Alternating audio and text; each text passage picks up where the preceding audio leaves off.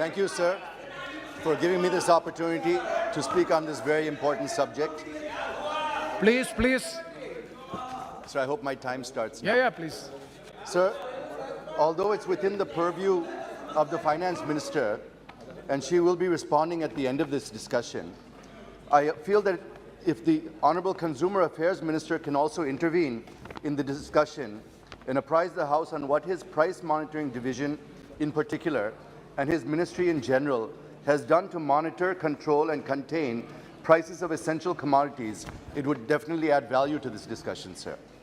Sir, I would like to thank the Honourable Speaker for permitting me to take up the discussion on price rise, which is really hitting the common man. It is a double whammy for the poor and the middle class. First, they suffered due to the pandemic, and now the skyrocketing of essential commodity prices. Running inflation and hike in fuel prices are adding fuel to the fire, sir. Sir, I hope that manthan of this debate will give Amrit in the form of suggestions, and I'm confident that the Honourable Finance Minister and Consumer Affairs Minister would take them in good spirit and act on them to rein the prices of essential commodities, which are really pinching everyone, sir. I tried to analyze, with my limited knowledge, the main reasons behind the rise in prices of essential commodities and found unabated increase in the price of petrol and diesel are the main reasons, followed to some extent by the Russia-Ukraine armed conflict. It is not just the common man, but even small businesses like restaurants, food joints, hotels and others that are also suffering. There is substantial increase in prices of fuel, vegetable, chicken, edible oil, fruit, gas, etc. And small-time restaurants cannot increase the price of food items. If they do, they lose customers, and if they don't, they're incurring losses. Such is the situation, sir. They are in a paradox. So for all these ills, I feel the only solution is to bring the petrol and diesel under the purview of GST, sir. This is my first suggestion to the Honourable Finance Minister. Sir, inflation is hovering more than 7%, much more than the RBI's threshold limit of 6%. For many months now, the CPI has been hovering around 8.5%, and the WPI registered 16% in May. The inflation is nothing but taxation without legislation, sir. I agree with the Finance Minister that price is a global phenomenon, and India cannot be insulated from this.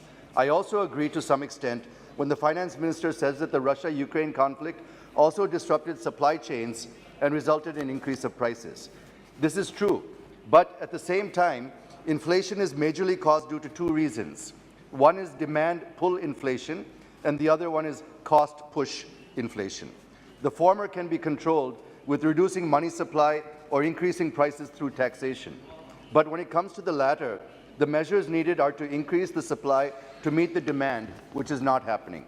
And with floods in almost every part of the country, this will further worsen in the coming days. I would like to know from the Honourable Finance Minister the details of monetary, fiscal, administrative and price control measures taken by her and the RBI to control the inflation. This is my second point, sir. Sir, my next point is on containing retail prices. As per the existing system, retail prices are fixed by market forces, and people think that the government has a limited role to check spike in an unacceptable price rise. This is not true, sir, not fully true. Look at the legal metrology packaged commodities rules. It has a provision to fix the retail price of essential commodities if the prices of which go up, and now retail prices have shot up abnormally. It is not applicable to just packaged commodities, but also applicable to loose items sold in retail market. So I suggest the Honourable Finance Minister and also Consumer Affairs Minister to take proactive steps and fix the retail price for essential commodities for a certain period of time in the interest of consumers.